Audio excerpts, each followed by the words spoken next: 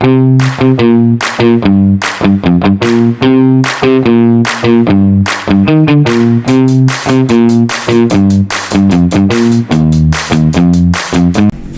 guys, kami dari kelompok 4 dengan saya Selita Kiswani Simbolon dengan NIM 2024-3005 dan teman saya Kopten Ramadan dengan NIM 2024-316. Di sini kami akan membahas tentang konsep manajemen humas atau Public Relation Management dengan dosen mengaku Miss Riza Agni, SAMM. Selamat menyaksikan. Yang pertama kita akan membahas tentang landasan konsep manajemen humas. Pengertian manajemen humas secara etimologi berasal dari kata to manage yang berarti mengolah atau mengatur. Secara terminologi adalah suatu proses yang khas yang terdiri dari tindakan-tindakan perencanaan, perorganisasian, dan pengendalian yang dilakukan untuk menentukan serta mencapai sasaran-sasaran yang telah ditentukan melalui pemanfaatan daya manusia dan sumber-sumber lainnya. Sedangkan humas dapat diartikan sebagai suatu kegiatan usaha yang terencana untuk menjalin dan membina saling pengertian di antara organisasi dan dukungan masyarakat melalui komunikasi dan sarana lain atau media massa untuk mencapai kemanfaatan dan kesepakatan bersama. Selanjutnya, menurut Somoes dan Absumta 2001, mengartikan humas atau public relation adalah yang pertama, merupakan proses interaksi, yang kedua, sebagai fungsi manajemen, yang ketiga, merupakan aktivitas dari berbagai bidang ilmu, yang keempat, merupakan profesional dalam bidangnya, yang kelima, merupakan penggabungan berbagai disiplin ilmu. Selanjutnya kita akan membahas tujuan manajemen humas. Yang pertama, membangun citra positif organisasi. Citra positif tidak terbentuk secara instan, melainkan melalui proses komunikasi yang konsisten, transparan, dan berorientasi pada nilai-nilai organisasi. Humas berperan dalam menyampaikan informasi yang akurat mengenai visi, misi, program kerja, serta kontribusi organisasi kepada masyarakat. Yang kedua, menjalin hubungan harmonis dengan publik. Manajemen humas bertujuan menciptakan hubungan yang harmonis dan saling menguntungkan antara organisasi dan publiknya, baik publik internal seperti karyawan dan manajemen maupun publik eksternal seperti pelanggan, media, pemerintah, dan masyarakat luas. Hubungan harmonis dibangun melalui komunikasi dua arah yang terbuka, sikap, empati, serta kemampuan memahami kebutuhan dan harapan setiap kelompok publik. Selanjutnya kita akan membahas topik prinsip dasar manajemen humas. Yang pertama yaitu komunikasi dua arah. Prinsip komunikasi dua arah merupakan dasar utama dalam manajemen humas karena menekankan adanya interaksi timbal balik antara organisasi dan publiknya. Komunikasi tidak hanya berfungsi sebagai sarana penyampaian informasi dari organisasi kepada masyarakat, tetapi juga sebagai media untuk menerima umpan, aspirasi, kritik, serta harapan dari publik. Yang kedua, transparansi informasi. Transparansi informasi menjadi prinsip penting dalam manajemen humas karena berkaitan langsung dengan tingkat kepercayaan publik terhadap organisasi. Humas memiliki tanggung jawab untuk memastikan bahwa setiap pesan yang disampaikan kepada masyarakat sesuai dengan kondisi nyata dan tidak menyesatkan. Oke, selanjutnya kita akan membahas esensi manajemen humas. Yang pertama, pengertian esensi manajemen humas. Esensi manajemen humas terletak pada kemampuan mengelola komunikasi strategis guna menciptakan hubungan yang harmonis dan berkelanjutan antara organisasi dan publik. Menurut Latimore 2012, esensi humas adalah membangun kepercayaan melalui komunikasi yang efektif dan berkesinambungan. Sedangkan menurut Jacobkins 2003, inti dari humas adalah menciptakan pemahaman bersama antara organisasi dan masyarakat melalui komunikasi yang direncanakan secara pada unsur esensial manajemen humas. Yang pertama, komunikasi strategis. Komunikasi strategis merupakan unsur esensial dalam manajemen humas yang berfungsi sebagai landasan dalam merancang, mengolah, dan mengarahkan seluruh aktivitas komunikasi organisasi agar selaras dengan visi, misi, serta tujuan jangka panjang institusi. Yang kedua, hubungan publik.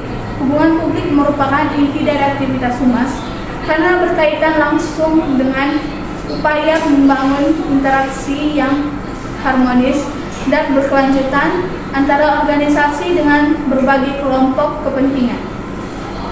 Publik yang dimaksud meliputi karyawan, pelanggan, mitra bisnis, pemerintah, media massa, komunikasi lokal, hingga masyarakat luas. Yang ketiga, reputasi organisasi. Reputasi organisasi merupakan aset tidak berwujud yang sangat berharga dan menjadi salah satu fokus utama dalam manajemen humas. Reputasi terbentuk dari persepsi publik terhadap kinerja, nilai, serta perilaku organisasi dalam jangka panjang. Humas memiliki tanggung jawab untuk menjaga konsistensi citra positif melalui komunikasi yang transparan, etis, dan profesional. Selanjutnya kita akan membahas peran strategi esensi humas. Yang pertama yaitu menciptakan citra positif.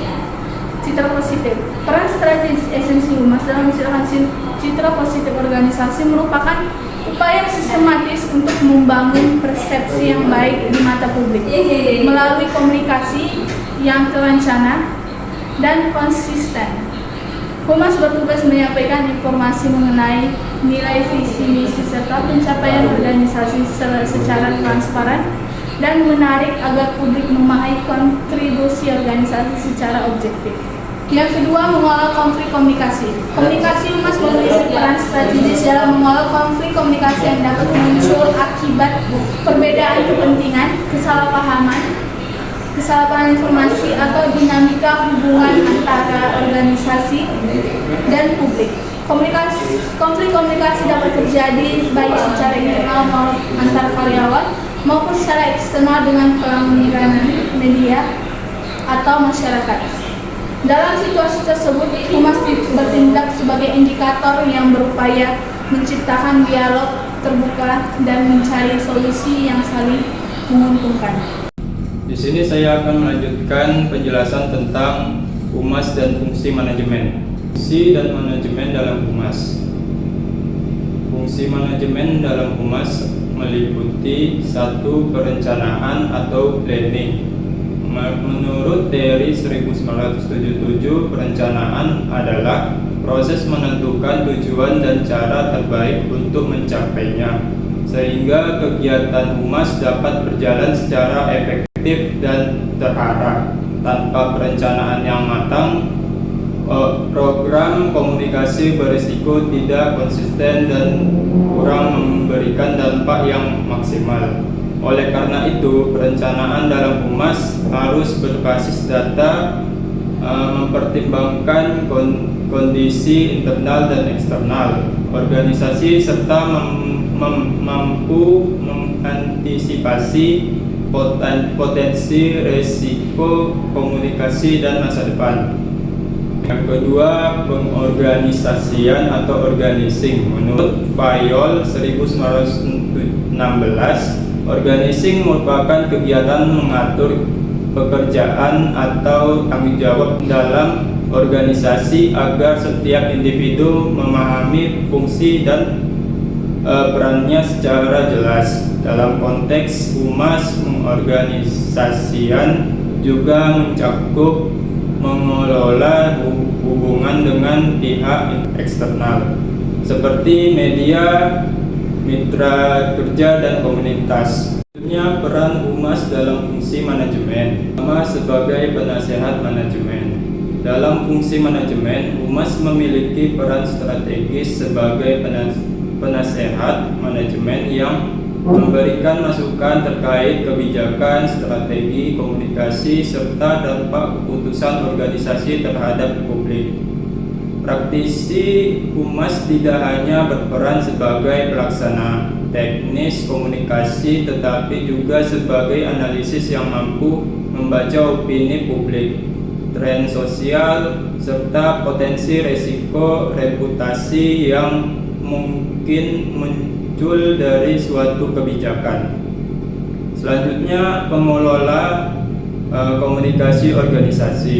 Humas berperan sebagai pengelola utama komunikasi organisasi yang bertanggung jawab memastikan arus informasi berjalan secara efektif, jelas, dan konsisten, baik secara internal maupun eksternal. Dalam komunikasi internal, humas membantu menyampaikan kebijakan manajemen, informasi operasional, serta nilai-nilai organisasi kepada karyawan agar tercipta pemahaman yang sama dan meningkatkan motivasi kerja.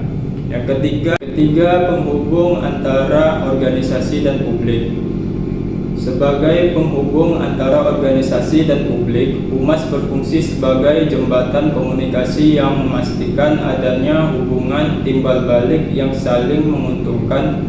Humas bertugas menyampaikan informasi organisasi kepada publik, sekaligus menyalurkan aspirasi, kritik, dan harapan masyarakat kepada manajemen. Selanjutnya, sistem strategi model pengelolaan dan penanganan humas.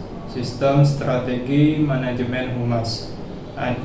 Analisis situasi merupakan tahap awal dalam sistem strategi manajemen humas yang bertujuan untuk memahami kondisi internal dan eksternal organisasi secara menyeluruh. Belum merencanakan program komunikasi. Pada tahap ini, praktisi humas mengumpulkan data terkait lingkungan organisasi, opini publik, dan tren sosial, kekuatan dan kelemahan internal, serta peluang dan ancaman eksternal yang dapat memengaruhi reputasi dan kinerja komunikasi. Kedua, menentukan tujuan komunikasi.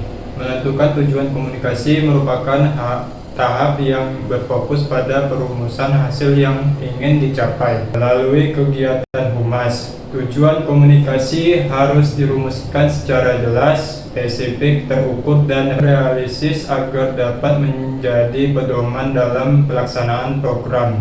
Contoh tujuan komunikasi meliputi meningkatkan kesadaran publik terhadap program organisasi, perubahan persepsi masyarakat, meningkatkan partisipasi stakeholder, atau pemungutan reputasi institusi. 3. Perencanaan program merupakan tahap penyusunan strategi dan taktik komunikasi yang akan digunakan untuk mencapai tujuan yang telah ditetapkan. Pada tahap ini, humas merencanakan pesan utama, menentukan media komunikasi yang sesuai, menyusun jadwal kegiatan, menetapkan anggaran, serta mengalokasikan sumber daya yang dibutuhkan. Selanjutnya, model pengelolaan humas. 1.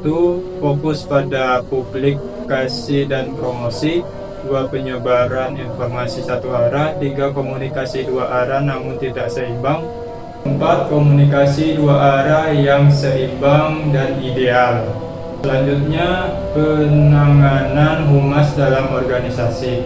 1. Manajemen krisis komunikasi merupakan bagian penting dalam penanganan humas di dalam organisasi karena berkaitan langsung dengan kemampuan organisasi menghadapi situasi darurat yang berpotensi merusak reputasi dan kepercayaan publik. 2. Media relation merupakan kegiatan humas yang berfokus pada pembangunan dan pemeliharaan hubungan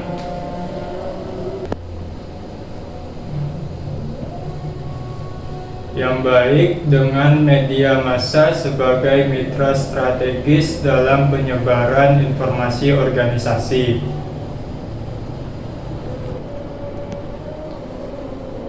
Nomor 3, community relation merupakan bagian dari penanganan humas yang berfokus pada pembangunan hubungan harmonis antara organisasi dan masyarakat sekitar. Tujuan utama dari kegiatan ini adalah menciptakan hubungan yang saling menguntungkan melalui komunikasi terbuka, partisipasi sosial, serta kontribusi nyata organisasi terhadap kesejahteraan komunitas. Sekian dari penjelasan kami yang kami paparkan. Semoga bermanfaat bagi kita semua. Terima kasih. Thank you for watching.